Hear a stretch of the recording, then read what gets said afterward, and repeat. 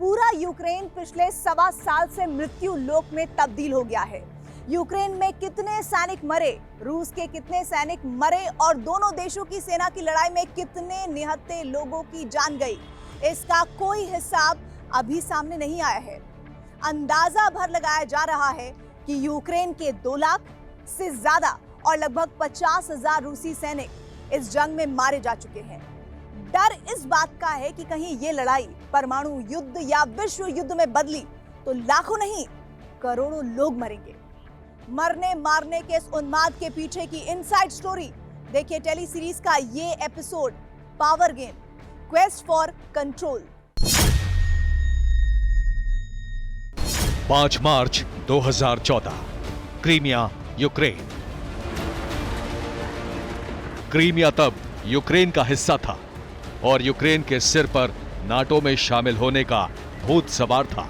उसी भूत को उतारने के लिए रूस के राष्ट्रपति पुतिन ने क्रीमिया पर कब्जा करने के लिए सेना भेजी। 1 महीने से भी कम समय में क्रीमिया पर रूस का झंडा फहरा रहा था। क्रीमिया की जंग में यूक्रेन के सिर्फ 2 सैनिक मारे गए थे। पुतिन ने उस वक्त यूक्रेन को यही समझाया था कि यूक्रेन के लोग उनके दुश्मन नहीं हैं। 18 मार्च 2014 संसद भवन, मॉस्को, रूस। क्रीमिया को बचाने के लिए ना तो नाटो आगे आया और ना ही अमेरिका। लेकिन इस जंग के बाद यूक्रेन के राष्ट्रवादियों के दिल में जो आग भड़की, उसमें घी डालने के लिए अमेरिका और पश्चिमी देशों ने अपनी पूरी ताकत झोंक दी। अमेरिका की शिकागो यूनिवर्सिटी में इंटरनेशनल रिलेशंस एंड पॉलिटिक्स के प्रोफेसर जॉन मेयरशेमर ने तभी यूक्रेन को समझाया था कि पश्चिम के फरेब में मत फंसो। 25 सितंबर 2015 शिकागो यूनिवर्सिटी, अमेरिका। 24 फरवरी 2022 वही हुआ जिसकी भविष्यवाणी अमेरिकी प्रोफेसर ने साल 2015 में ही कर दी थी।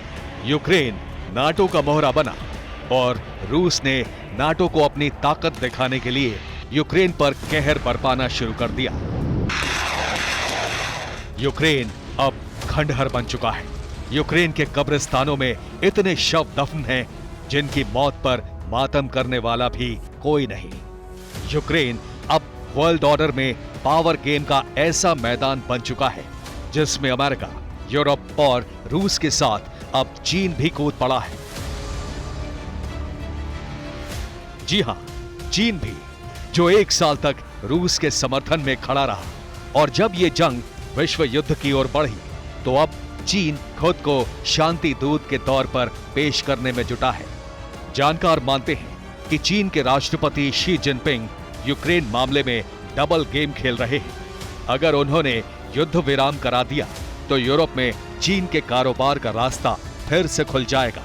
और अगर विश्व युद्ध की नौबत आई तो उसके बारे में कम्युनिस्ट चीन के संस्थापक माओ त्से तुंग की भविष्यवाणी थी कि हर विश्व युद्ध के बाद दुनिया कम्युनिस्ट विचारधारा की ओर बढ़ती जाएगी। शी जिनपिंग तो ये मानकर ही चल रहे हैं कि पूरी दुनिया के कम्युनिस्ट देशों का नेता तो चीन ही बनेगा।